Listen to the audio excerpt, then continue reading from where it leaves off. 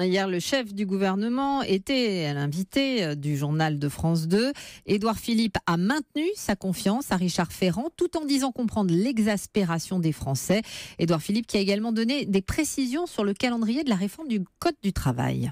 J'ai parfaitement conscience que des usages ou des comportements passés qui ne sont pas illégaux, mais qui ne sont plus acceptés aujourd'hui, ne peuvent plus être tolérés.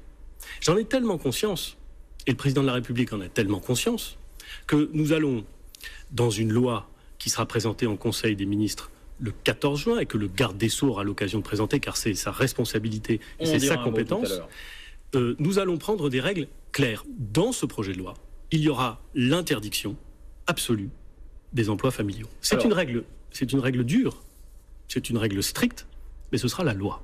Voilà, on vient de l'entendre, Édouard Philippe a annoncé le report de la loi de moralisation de la vie publique qui initialement devait être présentée en Conseil des ministres avant les législatives. Ce sera finalement le 14 juin, c'est-à-dire entre les deux tours, Aurélie Herbemont. Officiellement, aucun lien avec l'affaire Ferrand, malgré un calendrier fâcheux pour le gouvernement.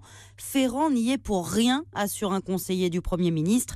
D'après Matignon, la date du 7 juin n'était pas tenable. Édouard Philippe le dit, c'est un texte compliqué à écrire. Il a d'ailleurs fallu revoir des choses dans ce qu'avait initialement préparé la chancellerie. Ils auraient écrit un peu mieux, on aurait pu passer le 7, souffle un conseiller. Le gouvernement veut en effet des dispositifs inattaquables pour interdire aux parlementaires les emplois familiaux, encadrer leurs activités de conseil ou encore revoir le financement des micro-partis. Le texte est en ce moment au Conseil d'État pour relecture et Place Vendôme, on le reconnaît, ça peut prendre du temps, la loi est dense.